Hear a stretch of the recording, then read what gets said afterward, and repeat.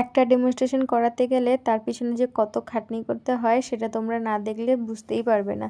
তো hello everyone, welcome back to my channel. So কেমন আছো সবাই? আশা করি সবাই ভালো আছো। তোমাদের ভালোবাসে আমিও ভালো থাকার চেষ্টা করছি। সো গাইস, এর আগের দিন দেখেইছিলে যে আমি ডেমনস্ট্রেশন করিয়েছি।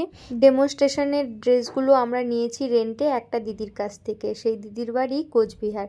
তো সেই ড্রেসটাই আমাদের আবার দিতে যেতে হবে। হ্যাঁ, কোচবিহারে যাব না, আমরা নৌকাঘাট মোড়ে বাসে তুলে দিব। এর আগের দিন দিদিটা বাসে করে পাঠিয়ে দিয়েছিল, তো আমরা নৌকাঘাট মোড় থেকে নিয়েছিলাম। তো আজকেও আমরা সেই বাসেই আবার তুলে দিব। সেই বাসটা নিয়ে যাবে কোচবিহারে। তো ওই বাসের জন্যই অপেক্ষা করছি।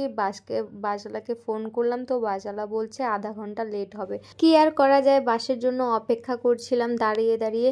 তো খুব বোরিং লাগছিল। আমার ফ্রেন্ডের সাথেই কথা বলছিলাম আর কি। আমার ফ্রেন্ডে যাওয়ার কোনো কথাই ছিল না, ভাবছিলাম আমি একা গিয়ে দিয়ে আসবো। তারপর যে আমার ফ্রেন্ড কি হলো, বলছে দাঁড়া আমি যাব।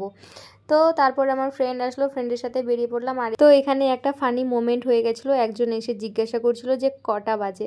তো আমি উত্তর দেওয়ার আগে আমার ফ্রেন্ড বলে দেয় যে 3:14 বাজে। অ্যাকচুয়ালি 3:14 তখন বাজছিলই না, তখন বাজছিল হচ্ছে 4:14। আর ও ভুল করে 3:14 বলে দিয়েছিলো। তখন আমি ওই লোকটাকে ডাইকে ডাইকে আবার সেই টাইমটা বললাম।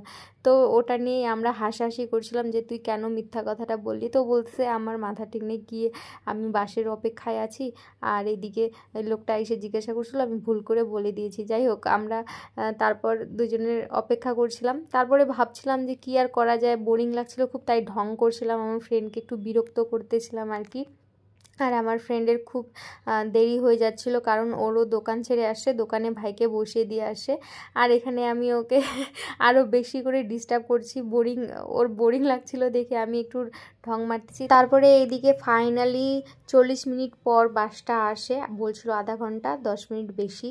তো 40 মিনিট পর বাসটা আসে। তারপর আমি আমার ফ্রেন্ডকে বললাম যা দিয়ে আয়। তারপর আমার ফ্রেন্ড ফাইনালি দিল। আর এই বাসটা এখন চলে যাবে কোচবিহারে, ওই দিদিটাকে ওই ড্রেসটা দিয়ে দিবে।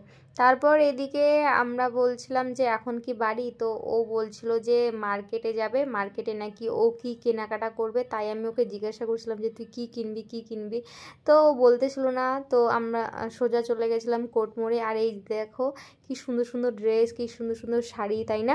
কোর্ট মোড়ে গেলে না আমার সেই লাগে এই শাড়িগুলো, জামাগুলো দেখতে। তো ও চলে আসলো আমন্ত্রণে এসে ও নিয়ে নিচ্ছিল ওর প্যানের পিস না কি জানি না, এগুলো নিচ্ছিল। তারপর ওখান থেকে বেরিয়ে সোজা চলে আসলাম একটা মোমো শপে মোমো খেতে। এখানে চিকেন মোমো পাওয়া যায় না, চিজ মোমো আর ভেজ মোমো পাওয়া যায়। তো আমরা চিজ মোমো নিয়ে নিলাম, চিজ মোমো খাচ্ছিলাম। তারপরে আসলো স্যুপটা। স্যুপ বলবো না চা বলবো জানি না, কিন্তু সেই টেস্টি ছিল স্যুপটা। আর আমার সেই ভালো লাগছিল। আমার ফ্রেন্ড তো 1 কাপ খাওয়ার পরে আরেক কাপ নিয়ে নিয়েছিল। তারপর ওখান থেকে সোজা চলে আসি রুমে। আর রুমে এসেই আমার ফ্রেন্ড আমাকে এগুলো দিল। এই যে এখানে আছে সন্দেশ, কালো তিল, নারকেল নাড়ু আর চিড়া। এগুলো পাঠিয়েছে আমার ফ্রেন্ডের বৌদির বাপের বাড়ি থেকে। বাবা আসছিল বেড়াইতে, তাই ওর বৌদির জন্য নিয়ে আসে দেখে বৌদি আমার জন্য পাঠিয়ে দিয়েছে। আর এখানে ফল, আপেল এগুলো নিয়ে আসে আমার ফ্রেন্ড। আমি কালো আঙ্গুর খেতে খুব ভালোবাসি, জন্য আমার জন্য কালো আঙ্গুর আর আপেল নিয়ে আসে। আপেলটা তো আমি খাই না, তো কালো আঙ্গুরটা খাই। আর এখানে আছে কিছু টস, তারপরে সকালে আর কি চায়ের সাথে খাওয়ার জন্য। তো এগুলো নিয়ে আসে আমার জন্য, তো কালকে খাবো। তো গাইস, কেমন লাগলো ব্লগটা অবশ্যই কমেন্টে জানিও। আজকের জন্য টাটা।